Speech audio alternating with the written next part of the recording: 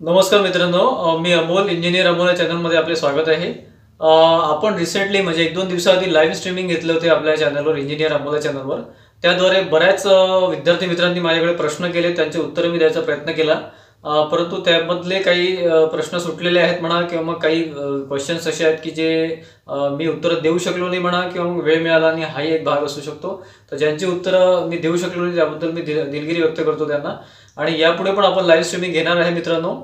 आठवड्यातून एक दिवस मी लाईव्ह स्ट्रीमिंग घेऊन तुम्हाला त्यामध्ये प्रश्नांची उत्तरं, तुमच्या जे महत्त्वाचे प्रश्न असतात त्यांची उत्तरं देणार आहे. तुमचं समाधान होईल तोपर्यंत मी उत्तरं देत राहील, म्हणजे माझा तो प्रयत्न राहील ॲक्च्युली. आणि आठवड्यातून एक दिवस म्हणजे शनिवार किंवा रविवार थोडंसं मी एक प्लॅन करतो आहे. तर तुम्ही मला एक सुटेबल टायमिंग जे असेल, म्हणजे इव्हिनिंगचं किंवा मॉर्निंगचं जे काही तुमचं सुटेबल टायमिंग असेल तुमच्या वेळेनुसार, म्हणजे जे काही माझे सबस्क्रायबर आहेत ॲक्च्युली ते प्रत्येकाचं टायमिंग सुटेबल वेगळं राहील. परंतु ते एक मोस्ट प्रोबॅबली म्हणजे जे काही जवळपासचं जे टायमिंग आहे, नियर अबाउट टायमिंग आहे ते घ्यायचा आपण प्रयत्न करू. शक्यतो रविवारचा माझा एक प्लॅन आहे. आणि सकाळी एक 9 ते 10च्या पिरियडमध्ये किंवा मग संध्याकाळी 6 ते 7च्या पिरियडमध्ये आपण हे लाईव्ह सेशन प्रत्येक संडेला आपण घेऊ. ठीक आहे. तरी यामध्ये काही कमेंट्स असतील तुमचे तर तुम्ही मला कळवू शकता आणि जास्तीत जास्त प्रश्नांची उत्तरं मी द्यायचा प्रयत्न करेन याद्वारे. आणि काही प्रश्न सुटले असतील किंवा काही सुटले जे क्लॅरिफिकेशन मला आवश्यक होतं त्याच्यामुळे मला कसं आहे की त्यावर काही कमेंट करता आली नाही. तर जे काही जे तुमचे प्रश्न आहेत ते मी नोट डाऊन करून ठेवलेले आहे. त्यावर मी पुढच्या लाईव्ह स्ट्रीममध्ये, म्हणजे शक्यतो आता आजचा गुरुवार आहे, शक्यतो मी रविवारी परत एक लाईव्ह स्ट्रीम घेऊ आपण. तर त्यावर मी त्याची उत्तरं द्यायचा प्रयत्न करेन. ठीक आहे.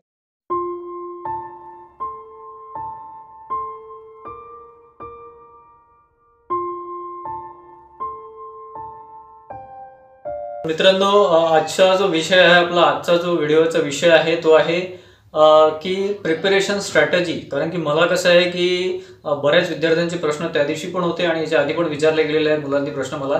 तर त्याच्यामध्ये कसं आहे की तुम्हाला आज मी एक एक शॉर्टमध्ये सांगतोय, कारण की आपण पुढचा जो व्हिडिओ घेऊ यापुढे मी तुम्हाला डिटेलमध्ये त्यावर सांगेलच पुढच्या 1-2 दिवसामध्ये. परंतु जे आता नेक्स्ट एक्सपेक्टेड वॅकन्सी जे आहेत, म्हणजे आपण डिस्कॉमचे आपण एक्सपेक्टेड करू शकतो, पण सध्या यावर्षी चान्सेस कमी आहे डिस्कॉमचे. त्यानंतर ट्रान्सकोचे चान्सेस जास्त आहेत, एईच आणि आपल्या टेक्निशियन 4चे, आणि जेनकोचे पण चान्सेस आहेत थोडे. तर हे थोडंसं पुढच्या 1-2-3 महिन्यामध्ये किंवा एक नोव्हेंबरच्या पुढे ते होईलच क्लिअर काय आहे तर त्याच्यामध्ये ॲडमध्ये.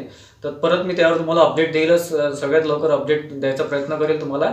परंतु सध्या जे माझ्या विद्यार्थी मित्रांच्या मनामध्ये जे प्रश्न आहेत की सर अभ्यास कसा करायचा, अभ्यास होत नाही आहे, काही कळत नाही आहे, थोडंसं मला एक क्लासेसबद्दल पण कमेंट आली, बऱ्याच विद्यार्थ्यांचे कमेंट्स आले मला.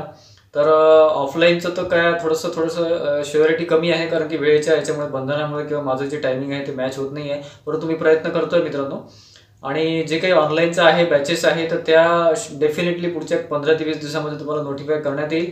आणि पुढे आपण ती बॅच स्टार्ट करू नियर अबाउट पुढच्या महिन्याच्या स्टार्टिंगमध्ये किंवा फर्स्ट वीकमध्ये. आणि साधारण 3 महिन्याची वगैरे बॅच ती राहील किंवा 3 ते 4 महिनेसुद्धा राहू शकते, डिपेंड्स. तर अशा प्रकारे राहील. आणि तुम्हाला जे काही आहे ते सगळं मी तुम्हाला गायडन्स करेलच, तो काही भागच नाही आहे. परंतु ज्यांनी आता अभ्यास करायला सुरुवात केली असेल किंवा ज्यांनी आता थोडंसं मिडमध्ये असतील त्यांच्यासाठी सांगतोय. बाकी ज्यांनी आता 1-2 वर्षापासून अभ्यास सुरू केलेला आहे किंवा ज्यांचा अभ्यास बऱ्यापैकी झालेला आहे तर ते वेल अँड गुड आहे.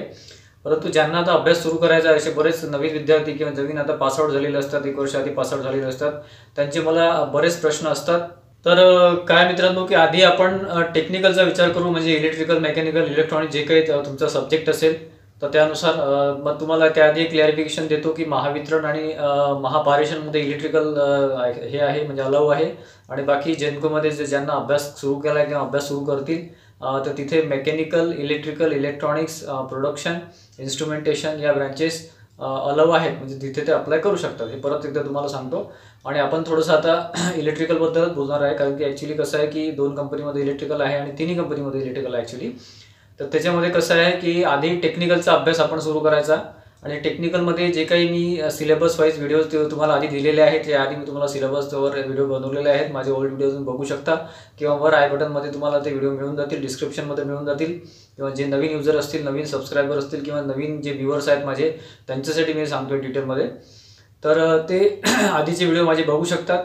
त्यानुसार मी हायलाइटेड जे पार्ट दिलेला आहे किंवा जे कलर चेंज करून जो पार्ट दिलेला आहे, तर तो जेव्हा ते जे काही ते कंटेंट आहे किंवा चॅप्टर्स आहे त्यावर जास्त फोकस करायचा. ते आपल्या एक्झामच्या थ्रू किंवा कंपनीच्या थ्रू जास्त इम्पॉर्टंट आहेत, त्यामुळे त्यावर मी थोडंसं हायलाईट केलेलं आहे. ठीक आहे. तर आधी थेअरीचा अभ्यास करायचा मित्रांनो. थेअरी म्हणजे तुम्ही आता सुरुवातीपासून सांगतोय, ज्यांना सुरुवात आहे त्यांच्यासाठी सांगतोय की आधी थेअरी 100% झाली पाहिजे. म्हणजे आपलं जे 50 क्वेश्चन्स असतात, ठीक आहे, 50 क्वेश्चन्सला 110 मार्क असतो. तर त्यानुसार जे काही प्रश्न असतात आपले 50 प्रश्न ते फार महत्त्वाचे असतात. तर त्याच्यामध्ये कसं आहे की आधी थेअरीचा भाग जो आहे, म्हणजे फॉर एक्झाम्पल आता आपण डिस्ट्रीब्युशन ट्रान्सफॉर्मर घेतलं किंवा पॉवर सिस्टीम घेतली. पॉवर सिस्टीममध्ये डिस्ट्रीब्युशन, ट्रान्समिशन आणि जनरेशन हे तिन्ही भाग इन्क्लूड असतो. हा फार महत्त्वाचा, म्हणजे आपण असं म्हणू की पूर्ण एक्झामचा जो आपण आत्मा आहे किंवा हार्ट आहे त्याला आपण पॉवर सिस्टीम म्हणतो. तर हे फार महत्त्वाचं आहे मित्रांनो. हा पार्ट खूप महत्त्वाचा आहे. पॉवर सिस्टीममध्ये जे काही दिलेलं आहे डिस्ट्रीब्युशन सिस्टीमचं पूर्ण माहिती घेणं, थेरॉटिकली माहिती घेणं आवश्यक आहे आपल्याला सगळ्यात पहिले. त्यानंतर ट्रान्समिशनमध्ये सुद्धा जे काही आहे त्याचे व्होल्टेज लेवल आहे किंवा अप्स अँड डाऊन्स आहे, स्टेप अप स्टेप डाऊन जे काही जिथे जिथे होते लाईनवर होते ते आपल्याला आवश्यक आहे. त्यानंतर जनरेशनमध्ये बराच मोठा भाग असतो जनरेशनचा. तर त्याच्यामध्ये टर्बाईन वगैरे किंवा बॉयलर वगैरे यांचं वर्किंग वगैरे सगळं, आणि ऑपरेशन सिस्टीम सगळी आपण जे काही थेरॉटिकल भाग आहे तिन्ही कंपनीसाठी जो उपयुक्त आहे. आणि पॉवर जनरेशनमध्ये किंवा पॉवर सिस्टीममध्ये जे काही उपयुक्त आहे त्याची थेरॉटिकल माहिती सगळ्यात पहिले घ्यायची मित्रांनो.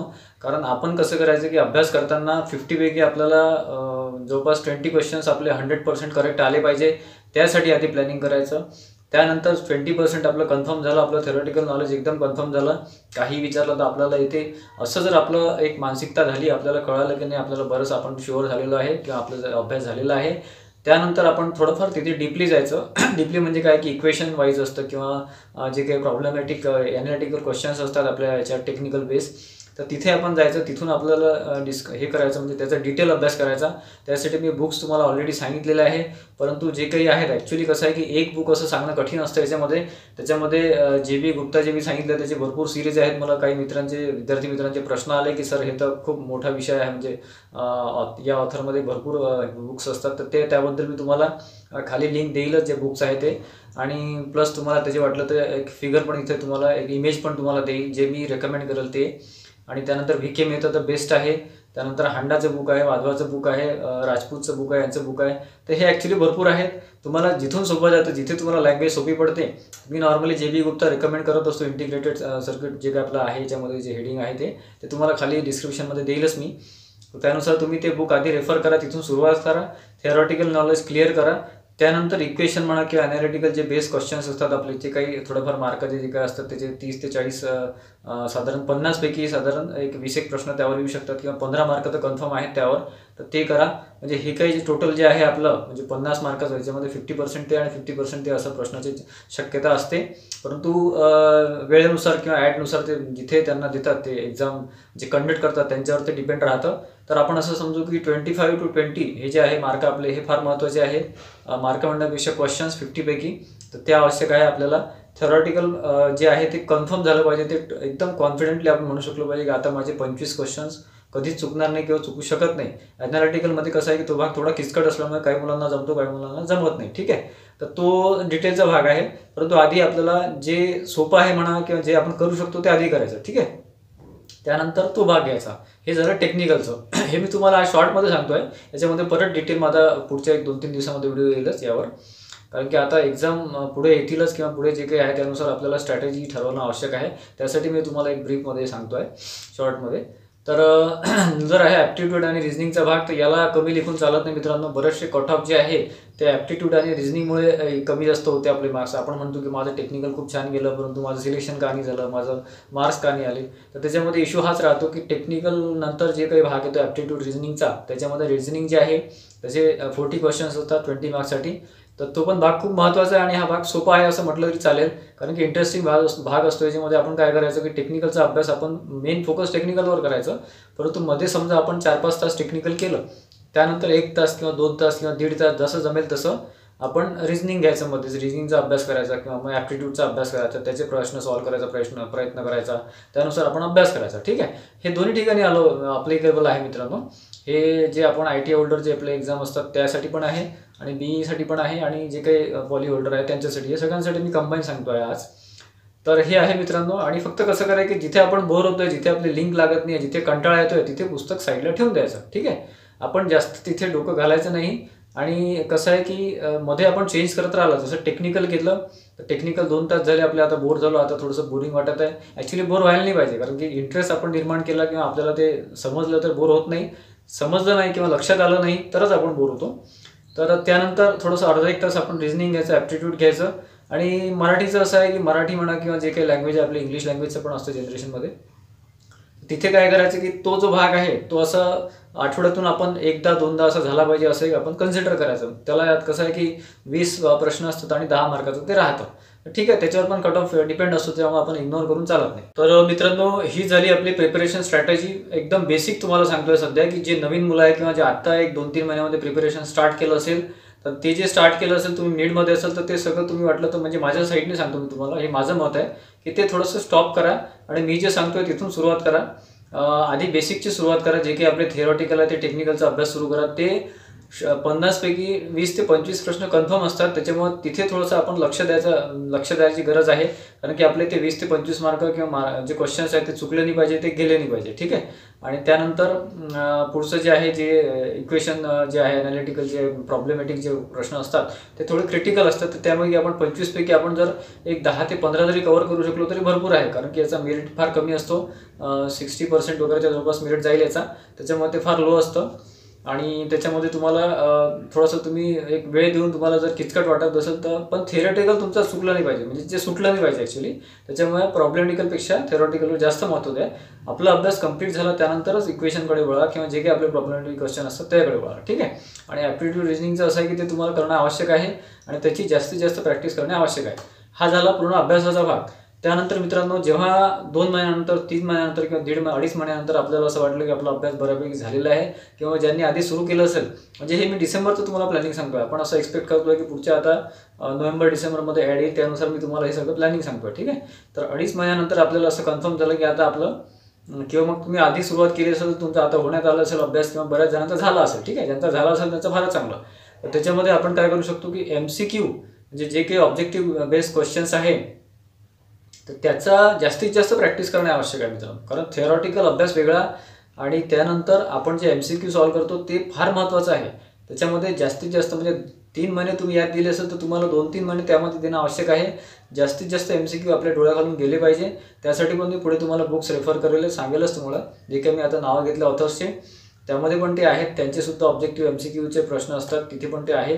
परंतु जेवढे जास्त, मी तुम्हाला सांगेल की जितके जास्त प्रश्न तुम्ही तिथे डोळ्याखालून जाऊ शकता किंवा तुम्ही सॉल्व्ह करू शकता, तुम्ही असं एक सेट करून, टायमिंग सेट करून ते सॉल्व्ह करायचा प्रयत्न करा. त्यानुसार ते सॉल्व्ह करा आणि त्याचा तुम्हाला जास्तीत जास्त फायदा होईल मित्रांनो. ठीक आहे. तर एकंदरीत अशा प्रकारे आपण अभ्यास करू शकतो किंवा करायला पाहिजे असं मला वाटते. बाकी तुम्ही जे काही तुमचं प्लॅनिंग असेल त्यानुसार फॉलो करा. परंतु ज्यांना, जे नवीन आहेत किंवा ज्यांना आता पासआउट झालेले आहेत किंवा ज्यांना आता 1 वर्ष झालेलं आहे, त्यांना जी काही आता अभ्यास करायचा आहे ॲडच्या अनुषंगाने, त्यासाठी मी हे प्लॅनिंग सांगितलं तुम्हाला. जे ऑलरेडी 2-3 वर्षापासून अभ्यास करतात त्यांची फार चांगली गोष्ट आहे, त्यांचा अभ्यास बऱ्यापैकी झालेला असेल, तर त्यांनी जास्तीत जास्त MCQवर फोकस करावा असं मला वाटते. आणि यापुढे तुम्हाला एक सांगतो मित्रांनो, हा तर आपला आजचा विषय झाला. त्यानंतर पुढच्या मंथमध्ये स्टार्टिंगमध्ये मी थोडंसं एक ऑनलाईन बॅचचं एक प्लॅनिंग करतो आहे, जे काही टायमिंग ॲडजस्ट होईल त्यानुसार. तर त्यासाठी पण मला थोडंसं एक टायमिंग तुम्ही सांगा की त्यानुसार आपण तसे शेड्यूल करू आणि त्याच वेळेला तुमचं ते राहील. तर मोस्ट प्रॉब्ली ते रेकॉर्डेड लेक्चर राहतील आणि मध्ये मध्ये मी लाईव्ह लेक्चर पण घेईन. ठीक आहे. तर हे सगळं अपडेट मला तुम्हाला आज द्यायचं होतं, किंवा जे काही माझ्याकडून माहिती सांगायची होती. आणि आजचा व्हिडिओ तुम्हाला काहीतरी कुठेतरी युजफुल वाटला असेल तर मला प्लीज कमेंट करा आणि व्हिडिओला शेअर करा आणि त्याला माझ्या चॅनलला सबस्क्राईब करा, जेणेकरून मी पुढे तुम्हाला आणखी याच्यावर बरेचसे तुम्हाला मला जे काही सांगायचं आहे किंवा डिटेलमध्ये मी तुम्हाला सिलेबस रिलेटेड सगळं डिटेल सांगणार आहे.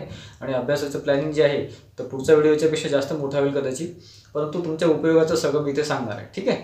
तर माझ्या चॅनलला लाईक करा, जेणेकरून मला प्रोत्साहन मिळेल आणि तुमची हेल्प मी जास्तीत जास्त करू शकेल. ठीक आहे. धन्यवाद.